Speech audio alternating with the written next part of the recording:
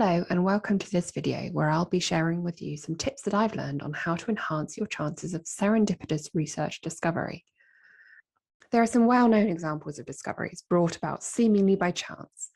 Perhaps most famously, there's the accidental discovery of penicillin after a petri dish was left unattended.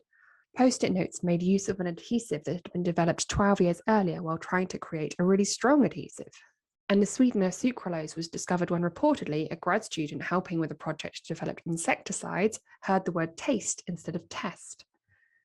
But we also consider other moments of serendipity. Let's not think of just the discoveries, but the range of different moments that come about unexpectedly and often change the way you think about things. It may be a previously unseen connection brought about by people or technology. It may be a happy accident, or it may be something you try to engineer by looking outside of your domain for input on a project. So while chance is involved, serendipitous discovery might not all be down to luck. The more we're able to recognize serendipitous moments, the more interest there is in the role that serendipity plays in scientific discovery. It's been linked to research excellence and breakthroughs in every field, and many Nobel Prize winners are quick to emphasize the role of serendipity in their achievements. In fact, in 2016, 17% of researchers responding to an Elsevier survey said that serendipity contributed to scientific discoveries. Other observers say that figure is much higher. Whichever way you look at it, serendipity is a critical concept for research, perhaps never more so than now. Many believe the solutions to the urgent and global challenges we face lie in multidisciplinary and interdisciplinary research, ideal breeding grounds for serendipity. As recognition of the value of serendipity in research continues to grow, many institutions are considering how they can create an environment in which it can flourish. And likewise, researchers, you can consider individually which skills you can hone to improve your chances of serendipitous discovery. But first, if we want to enhance serendipity, we need to understand it. And the past few years have seen an increasing number of researchers attempt to do just that. The Serendipity Society's co-founder Laurie McKay-Peat and fellow researcher Elaine Toms have attempted to chart the various stages involved in a serendipitous discovery, from the initial trigger or information encounter to the outcome. For these researchers, various factors have the power to influence, both favorably and unfavorably, each stage of the four-step process, and can even result in someone else identifying the valuable outcome. These factors might be external, for example, how an information space, such as a library, is designed, or internal, relating to the actions of an individual. Serendipity is also believed to be cyclical. When serendipitous opportunities are missed, these experiences incubate in the observer's mind, becoming part of the conditions that allow them to perceive the next trigger they encounter. With studies suggesting that serendipity is itself a process, it makes sense that optimizing that process will likely increase the likelihood of a serendipitous event.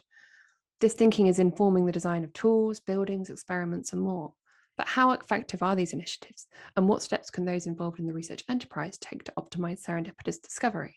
Well, let's walk through 5 steps that aim to enhance your chances of serendipitous discovery. Firstly, how to prepare your mind. Secondly, looking beyond your discipline. Thirdly, creating casual collisions. Fourthly, embracing failure and experimenting. And fifthly, doing what you can to develop a psychologically safe environment. Firstly then, how to prepare your mind. What's emerged from some research on this topic is that serendipity is a skill, an ability to make use of the opportunities that present themselves. In other words, the individuals who benefit from serendipity are those who are ready and able to see it. So can we learn to be prepared? The general view is yes. In researcher Christian Busch's book called The Serendipity Mindset, The Art and Science of Creating Good Luck, the author advises individuals to be open to plans going awry and to consider the idea that the unexpected can be our ally that allows us to connect dots. He also believes in letting go of rigid plans. Consider the difference between a student, for example, saying to their tutor, "I know exactly what I want to do," and "I'm not really sure yet which specific perspective I should pick. Can we talk?" The link between personality and serendipity has also been investigated. In the context of encountering information, 4 personality groups have been identified based on our ability to recognize and benefit from serendipity. The groups range from non-encounterers, those who find it difficult to recall information encountering incidents, to super encounterers, people who not only encounter information on a regular basis, but appreciate its importance. And the happy news is that it is possible to increase your sensitivity to serendipity, in this case, to become a super encounterer. Firstly, believe you are one. Believe that you can spot the clues and make the connections. Secondly, make headspace. Super encounterers often report that they find value or meaning information they've encountered at unexpected moments, doing the washing up, or walking the dog, or presumably while in the bath. And it's worth noting that super encounterers can find the connections between information and other people's work, so be mindful of your other colleagues' endeavours. Other studies suggest that our temperaments play a role in determining just how prepared we are. For example, it's been demonstrated that students were more likely to be receptive to incidental information acquisition if they had an energetic personality, high motivation, and positive emotionality. That doesn't mean, however, that only extroverts will experience serendipity in research. It might be fair to say that extroverts may interact and encounter information more often, but as we're showing here, that's only part of the journey. Secondly, consider how you collaborate. When it comes to serendipity, it seems the more brains, the better. No single observer, however attentive and lateral-minded, will pick up on every opportunity. And consider that the effects of team science may not be immediate. It could be years later that someone else spots the potential in a discovery. So consider what opportunities you have. Can you opt for multidisciplinary or interdisciplinary research projects, for example? Can you present your work to other experts, both in your field and adjacent ones? Perhaps submit to a conference slightly outside of your regulars. If you do, be receptive to doubts and critiques, as they may lead you somewhere unexpected yet rewarding. With this third idea, to create casual collisions, you might be pleased to hear that there are tools to help you. Serendipitous discovery often seems to be sparked by the information we share during water cooler moments, those unplanned conversations. Your immediate working environment might dictate who you can meet to an extent, but look beyond that. Other events, academic, professional, or social, within other departments at your institution that you could attend. Chance in-person encounters are a popular route to serendipity, but you also have virtual options.